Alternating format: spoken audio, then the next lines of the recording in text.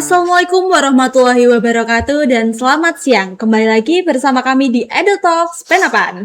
Nah, teman-teman, jadi kali ini kami dari mahasiswa Universitas Tidar, tepatnya pada Fakultas Ilmu Sosial dan Ilmu Politik, sedang berkunjung di SMP Negeri 8 Magelang. Nah, tujuan kami untuk berkunjung di SMP Negeri 8 Magelang adalah untuk mewawancarai Bapak Kepala Sekolah, yaitu Bapak Tri Kusnandi. Jadi, saya juga tidak sendirian, saya dibersamai dengan dua rekan saya, yaitu Perkenalkan, nama saya Majadiba. Perkenalkan, saya Rahma Alia. Oke, teman-teman. Jadi, setelah ini kami akan melakukan wawancara, tepatnya mengenai pendidikan inklusi atau terkait sekolah inklusi. Nah, mungkin bisa langsung saja kepada Kak Dipa dan juga Kak Rahma untuk melaksanakan wawancara itu. Baik, Bapak Tri dan juga teman-teman Spenapan sekalian, di sini kita akan membahas terkait dengan pendidikan inklusif bagi penyandang difabel dan kita memilih SMP 8 Kota Magelang ini sebagai lokasi penelitian karena sekolah ini telah menerapkan sekolah inklusif seperti itu. Baik, sebelum kita kembali ke pertanyaan, kita mau jelasin dulu sih Pak, apa itu arti inklusi. Nah, inklusi tersebut adalah pendekatan dan juga memastikan setiap orang atau kelompok itu terpinggirkan dan penyandang disabilitas. Terus penyandang disabilitas itu memiliki akses setara berpartisipasi penuh dan juga setara dalam hal sosial, pendidikan dan juga layanan dasar dan tanpa diskriminasi. Nah, menurut Bapak sendiri itu apa sih sekolah inklusif dari pandangan Bapak sendiri? Ya, terima kasih ya, Mas. Siapa panggilannya? Dipa. Mas Dipa ya. Oke. Sebelumnya saya ucapkan selamat datang ya pada kakak-kakak mahasiswa Untidar dari Fakultas Fisipol ya. Dan terima kasih nih berkenan berkunjung ke SMP Negeri 8 dalam rangka mungkin membahas tentang sekolah inklusi yang ada di sini ya.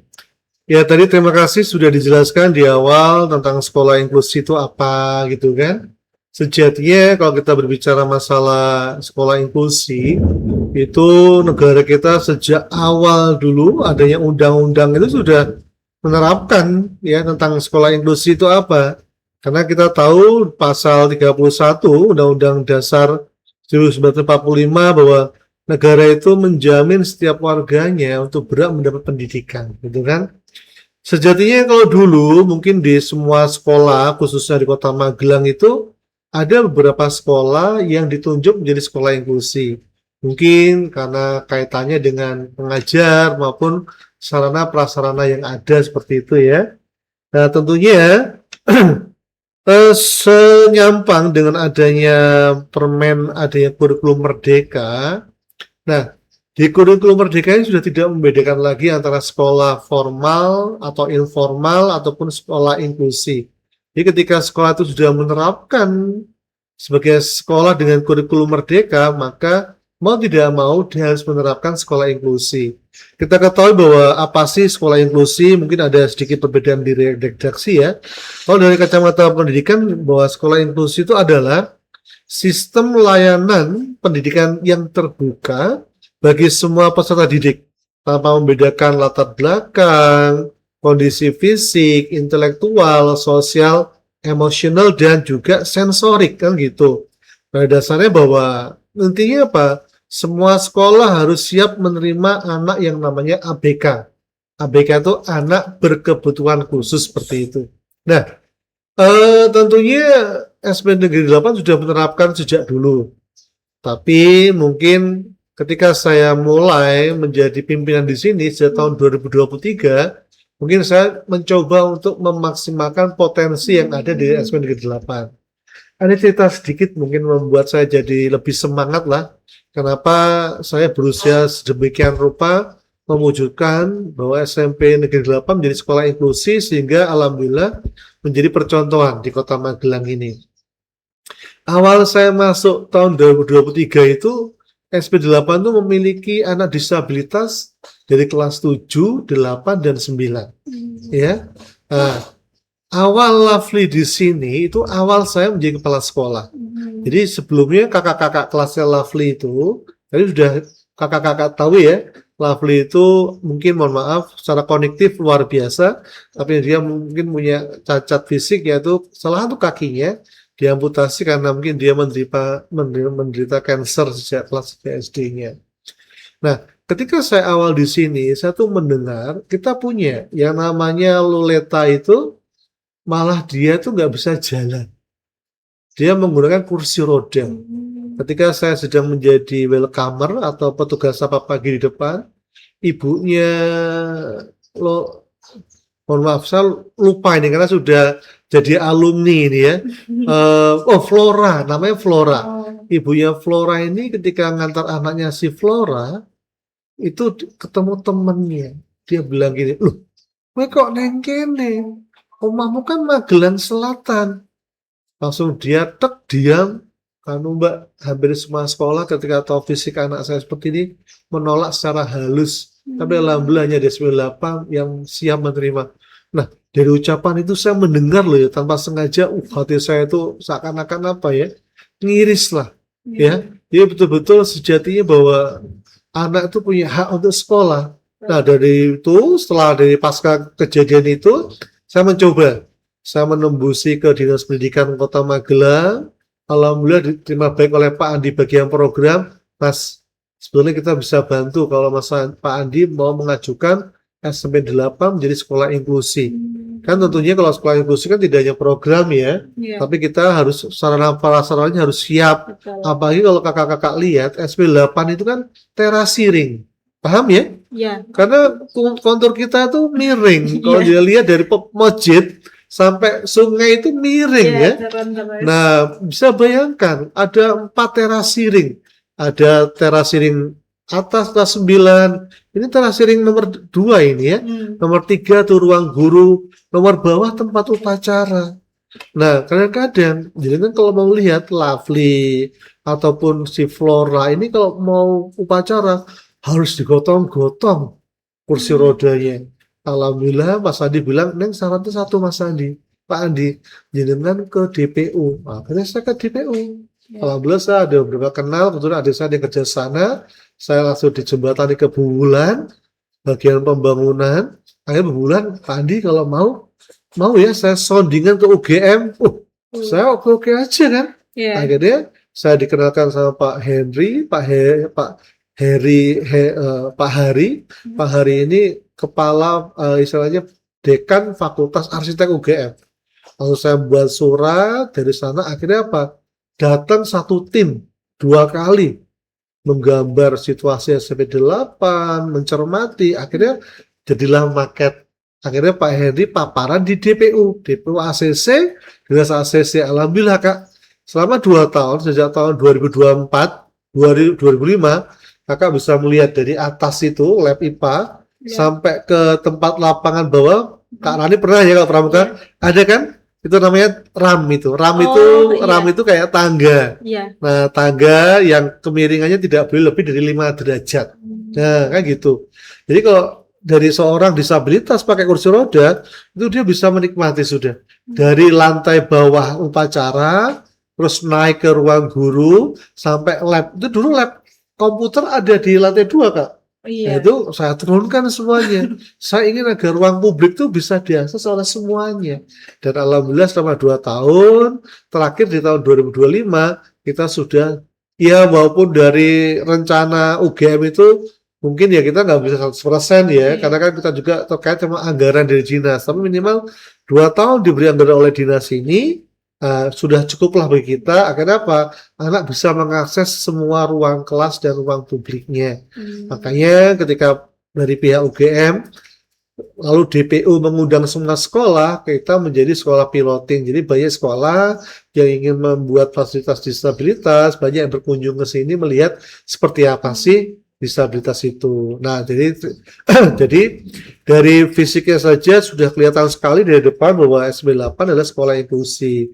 Lalu program-programnya tentunya kita punya program khusus Kak ya. Jadi tentunya bagi anak yang disabilitas tentunya berbeda dengan anak yang normal ya. Tentunya khususnya pada pembelajaran yang motorik. Itu seperti kayak olahraga, itu khusus ya. Jadi nanti ada penilaian tersendiri.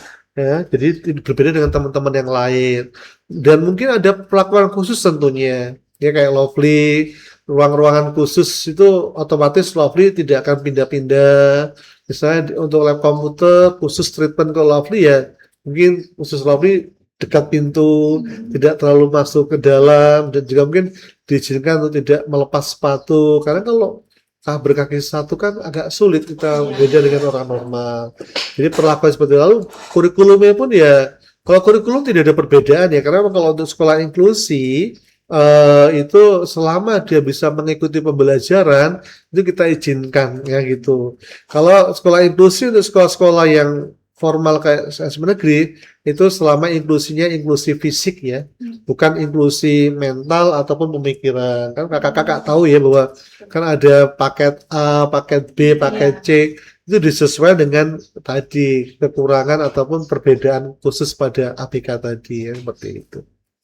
Nah, dari situ akhirnya sarana prasarana sudah oke, program sudah kita layangkan, dan kalau dikatakan sejak kapan ya sudah sejak lama ya, cuman kita maksimalkan sejak tahun 2023 seiring kita menerapkan kurikulum merdeka dan kita mendapat bantuan dari Dinas Pendidikan seperti itu Kak. Ya.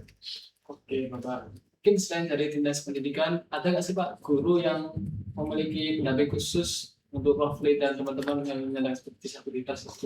Iya, terima kasih. Jadi kalau guru khusus mungkin tidak Mas ya, tapi ada satu guru yang namanya Budia.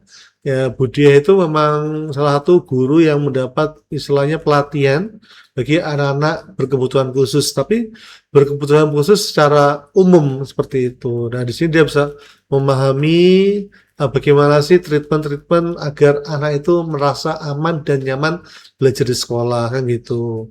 Nah, tapi kalau untuk guru yang mendampingi tentang keterampilan khusus bagi anak disabilitas, memang kita tidak menyiapkan. Nah, dan itu ada khusus itu, ada departemen khusus kalau di dinas namanya Dikmas PAUD ya, pendidikan kemasyarakatan itu ada sendiri kan gitu. Tapi intinya bahwa kita mencoba tidak hanya guru yang berkebutuhan khusus, guru-guru umum pun otomatis sekarang kita menjadi sekolah inklusi ya minimal dia harus memiliki edukasi lah, ilmu bagaimana cara treatmentnya untuk menghadapi anak berkebutuhan khusus. Dalam hal ini kami pun punya nih yang kelas 7 ini ada anak mungkin ya sedikit kalau kita katakan bukan autis ya, tapi mungkin anak ini untuk fokus sulit. Nah, tapi secara kognitif anak ini cerdas. Cuman untuk psikomotor, untuk sosial, sense of sosialnya kurang. Nah, ini ada treatment khusus. Nah, itu pun ini menjadi tantangan kita bersama seperti itu. Nah, namanya Michael. Nah, itu kalau untuk bersosialisasi sulit ya. Tapi karena cenderung dia ke, mohon maaf ya, ke self ya, ke diri sendiri ya. Tapi untuk pembelajaran, apalagi TIK, wah suka sekali dia. Ya, seperti itu. Tapi itu pun termasuk anak berkebutuhan khusus juga seperti itu ya. Oke, baik Bapak. Untuk fasilitas-fasilitas yang betul di SMP di Taman Makna ini apa saja Pak? Kayak mungkin kamar mandi atau apa? Iya, jadi kami pun selain mendapat 2 paket akses disabilitas, alhamdulillah juga kita dapat paket ketiga, yaitu paket tentang toilet disabilitas.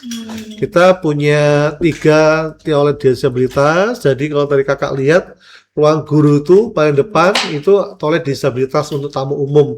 Kalau yang putri ini, pojok tadi kakak lihat di sini ya, ada itu khusus untuk disabilitas. Dan sistemnya kamar mandi kering ya, kamar mandi kering itu dalam artian ya tidak basah, karena disabilitas itu tidak boleh kamar mandi basah karena membahayakan, karena bisa membuat dia licin, tergelincir, dan juga cara melepas pakaian tentunya berbeda dengan orang normal seperti itu ya. Oke, itu kan.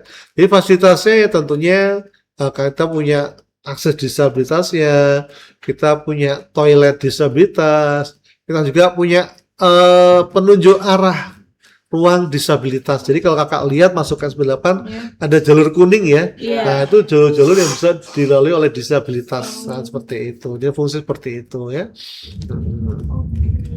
Terus nih Pak, kita pengen tahu bagaimana sekolah ini mengalokasikan anggaran untuk pendidikan yang inklusif. Kalau alokasi anggaran mungkin berbeda dengan sekolah yang betul-betul memiliki guru inklusi ya.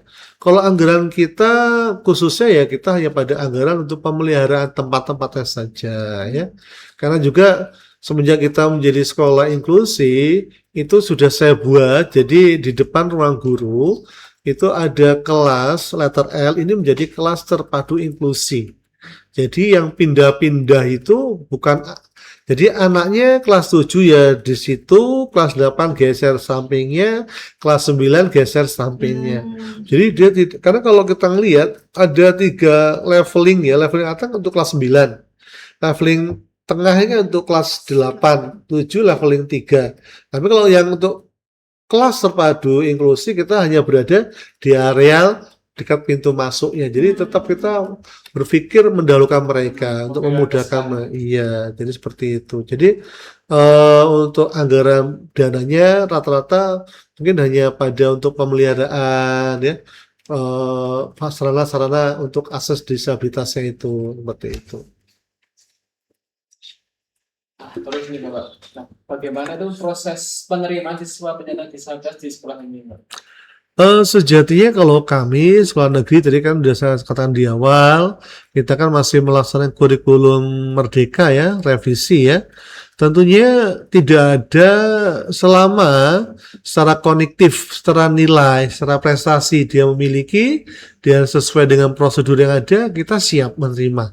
Ya walaupun mungkin apapun cacat fisiknya, cuman nanti khusus anak-anak yang memiliki cacat fisik ini ya kita akan ada komunikasi lebih kepada orang tua gitu ya. Sekiranya agar apa? Agar kontrolnya, lalu mungkin keterbatasan sarana prasarana apa itu perlu kita adakan. Karena pengalaman ya ketika Flora murid kami dengan kursi roda ini orang tuanya luar biasa loh. Orang tua aslinya selalu mendampingi, khususnya di jam-jam olahraga. Nah, itu biasanya orang tuanya akan dampingi, ngikuti dia olahraga, sampai aman baru pulang orang tuanya. Kalau ada kegiatan-kegiatan outdoor, orang tua selalu dampingi. Misalnya jalan santai, akan ikut jalan santai, dorong kursi rodanya itu. Jadi tetap dia ingin agar anaknya bisa terlibat di semua lini kegiatan. Tidak ada pengecualian, seperti itu. Ya. Jadi untuk bagaimana penerimaannya, itu tadi saya katakan Kak, selama secara kognitif dia bisa mengikuti pembelajaran dengan melihat hasil rapotnya, dengan prestasinya, itu silakan kita izinkan dia untuk belajar di SMA Negeri 8. Nah, gitu. Berarti misalnya kayak ada mapel PJOK itu berarti yang penyandang disabilitas itu sendiri atau gimana? Ya, untuk penyandang disabilitas tentunya nanti guru olahraga itu udah punya tugas khusus. Udah memberikan penugasan yang khusus, mungkin ketika bercerita tentang voli, nanti ya mungkin dia mendapat tugas untuk tadi mencari tentang apa sih volleyball itu, bagaimana strategi-strateginya, diskusi-diskusinya, tetap berbeda. Tapi tentunya dalam hal ini kan dibutuhkan komunikasi. Jadi guru itu akan berkomunikasi pada teman-teman yang lain agar tidak ada kecemburuan di sini. Bahwa nilai itu kan diambil dari nilai psikomotorik dan pengetahuan. Lalu karena ini Lovely mungkin secara psikomotorik tidak bisa, maka diambil hanya dari nilai pengetahuannya saja. Nah, kalian yang normal itu merger antara pengetahuan sama psikomotorik, jadi ketemu nilai kalian. Jadi, tapi alhamdulillah dengan adanya anak-anak disabilitas ini pun bisa menumbuhkan karakter yang bagus untuk anak-anak normal di sekitarnya. Dia akan bisa belajar untuk berempati, bisa untuk saling bantu-membantu. Lovely itu jika beraktivitas, pasti teman-temannya akan bantu. Ketika dia menggunakan 2 krek ya, 2 tongkat, temannya ada yang membawakan tasnya, membantu yang lain. Jadi menunjukkan suatu kegiatan yang luar biasa. Tolong menolongnya, jadi membuat empati untuk semuanya gitu. Tadi juga sudah bincang-bincang sama Lovely juga. Sudah ya? Lovely itu memiliki kekurangan akan tetapi prestasinya menurut saya bagus ya. Wah, luar biasa ya. Tadi dia juga bercerita mendapatkan paralel 1. Iya, bisa dilihat ya di Wall of Fame S98 ya. Dan Lovely udah menulis loh, buku-buku Lovely sudah kita ISBN-kan juga loh ya. Nah, kalau Kak Rani, Kak Rama, Kak Dipa suka nulis, kebetulan saya suka literasi, saya punya penerbitan kayak LM. Untidar itu rata-rata mahasiswanya kan banyak yang memberikan tempat saya itu. Bahasa Indonesia, Inggris ya, matematika gitu ya. Oke. Oke, mungkin kembali ke pertanyaan tadi ya, Pak. Iya. Tentang implementasinya dan juga evaluasi bagi sekolah ini, Bapak. Nah, apa kayak tantangan terbesar Bapak dalam menangani sekolah ini untuk menerapkan pendidikan inklusif? Ya, tentunya tantangan saya tetap tidak akan pernah berhenti sampai sini ya Mas ya. Tentunya saya tetap menghimbau pada anak-anak inklusi yang ada di luar sana bahwa masih ada sekolah SMP 8 yang siap lah menerima mereka dengan tangan terbuka. Kita bisa bersinergis dan berkolaborasi lah untuk bisa belajar bersama. Apalagi alhamdulillah kami sudah dengan fasilitasnya, insya Allah jika ada kendala di masalah fisik, insya Allah tidak ada masalah di SMP Negeri 8. Dan juga karena kita rencana kerja menengahnya memang sudah menjadi sekolah pilot yang inklusi, ya alhamdulillah guru-guru kami pun memahami satu dengan yang lain, bisa saling belajar ya, membuat kurikulum yang mungkin nanti ketika dalam penugasannya ada perbedaan seperti itu ya. Ya evaluasinya tentunya yang kita evaluasi dari pengguna manfaat kita, dari anak-anak itu sendiri ya, melalui orang tua atau wali kelas ya. Itu mungkin kalau ada masukan-masukan saran itu selalu kita tampung. Karena orang tua Lovely pun selalu komunikasi pada kami, misalnya ada sesuatu yang kurang nyaman, itu tidak dipendam atau mungkin tidak lalu konsultasi ke saya atau ke kesiswaan. Akhirnya kita mencoba selalu berbenah untuk mencari yang terbaik untuk semuanya kan gitu. Mungkin saya mau tanya lagi, Pak. Ya. Ada nggak sih Pak kayak siswa lain mempunyai rasa cemburu sama Lovely karena Lovely ini dilakukan secara khusus? Kalau cemburu tidak ada ya, tapi kok malah usil malah ada. Nah, mungkin karena Lovely termasuk orang pendiam ya, oke. Tidak ada mas kecemburuan karena memang dari awal kita sudah memberikan penjelasan ke mereka tentang fungsi kita di sini, yaitu bersosialisasi dengan segala macam perbedaan yang ada, mari kita satukan untuk menjadi kekuatan yang luar biasa.